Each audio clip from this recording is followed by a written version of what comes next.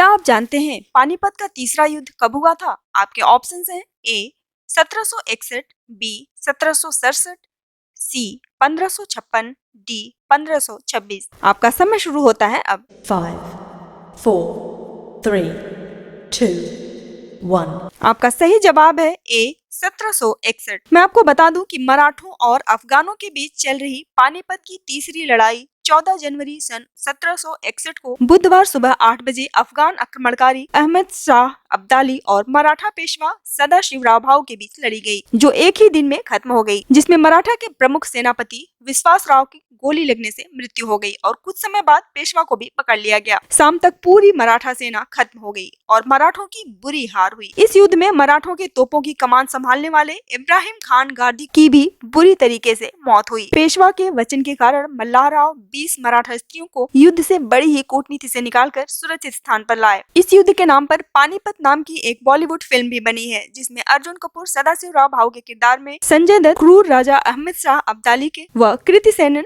सदाशिवराव भाऊ की दूसरी पत्नी पार्वती बाई के किरदार में है। अहमद शाह अब्दाली ने 10 जनवरी 1760 को मराठा सेनापति दत्ताजी की सफलतापूर्वक हत्या कर दिल्ली पर कब्जा पाया। पानीपत की तीसरी लड़ाई मराठों की इसी हार की वजह बनी। क्या आप जानते हैं प्रथम मैसूर युद्ध कब हुआ था? आपके ऑप्शंस हैं ए 1761 से 1763, बी 1763 से 1765, सी 1767 से 1769, डी 1790 से 1792।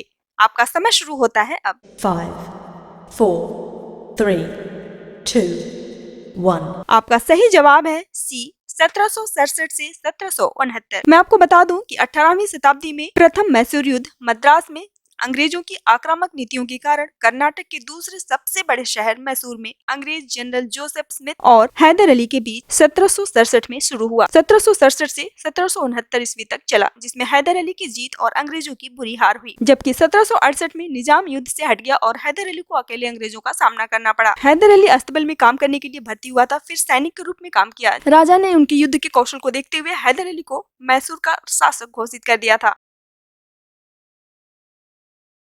क्या आप जानते हैं तृतीय मैसूर युद्ध कब हुआ था? आपके ऑप्शंस हैं ए 1761 से 1763, बी 1763 से 1765, सी 1767 से 1769, डी 1790 से 1792। आपका समय शुरू होता है अब। 5, 4, 3, 2, 1। आपका सही जवाब है डी 1790 से 1792। दोस्तों, मैं आपको बता दूं कि हैदर अली के पुत्र टीपू सुल्तान मैसूर टाइगर, जिन्होंने अपने पिता हैदर अली की मृत्यु के बाद मैसूर पर नियंत्रण कर लिया, उन्होंने अपनी बुद्धि से वर्ष 1790 में जनरल मिडोज और वर्ष 1792 में लॉर्ड कॉर्नवालिस के नेतृत्व में ब्रिटिश ईस्ट इंडिया कंपनी को हराया था। टीपू सुल्तान का जन्म 1750 में हुआ। वे शिक्षित और कई भाषा के जानकार थे, जो बड़े सैन्य बल के साथ श्रीरंगपट्टनम तक पहुँच गए।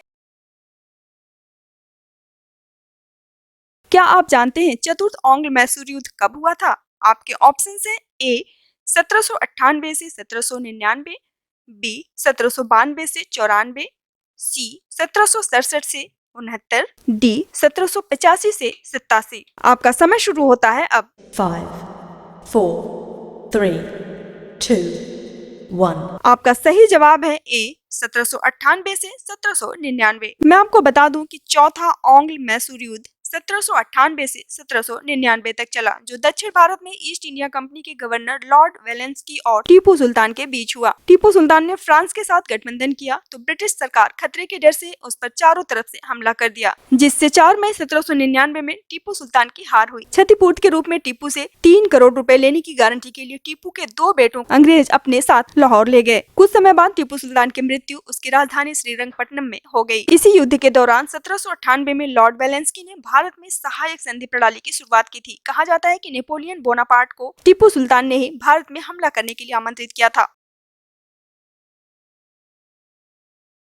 क्या आप जानते हैं द्वितीय आंग्ल मराठा युद्ध कब हुआ था? आपके ऑप्शंस हैं ए 1775 से 1782, बी 1803 से 1805, सी 1798 से 1799, डी 1805 से 1806। आपका समय शुरू होता है अब। 5, 4, 3, 2, 1. आपका सही जवाब है बी 1803 से 1805। मैं आपको बता दूं कि द्वितीय आंग्ल मराठा युद्ध मराठा साम्राज्य और ब्रिटिश ईस्ट इंडिया कंपनी के बीच 1803 से 1805 के दौरान हुआ। सन 1800 ईस्वी में नाना फडणवीस की मृत्यु हो गई और इसके बाद मराठाओं के अंदर बहुत भेदभाव तथा सत्ता को लेकर षड्यंत्रों के खेल शुरू हो गए। मराठा पेशवा सिंधिया, गायकवाड़, होलकर एवं भोसले में बढ़ चुके थे तथा इनमें सत्ता के अधिकार को लेकर आपसी द्वंद्व चलते रहते थे, जिससे द्वितीय आंग्ल मराठा युद्ध हुआ। द्वितीय आंग्ल मराठा युद्ध में हुई संधि के अनुसार होलकरों ने टोंक, बूंदी एवं रामपुरा को अंग्रेजों के हवाले कर दिया। अंततः द्वितीय आंग्ल मराठा युद्ध के परिणाम स्वरूप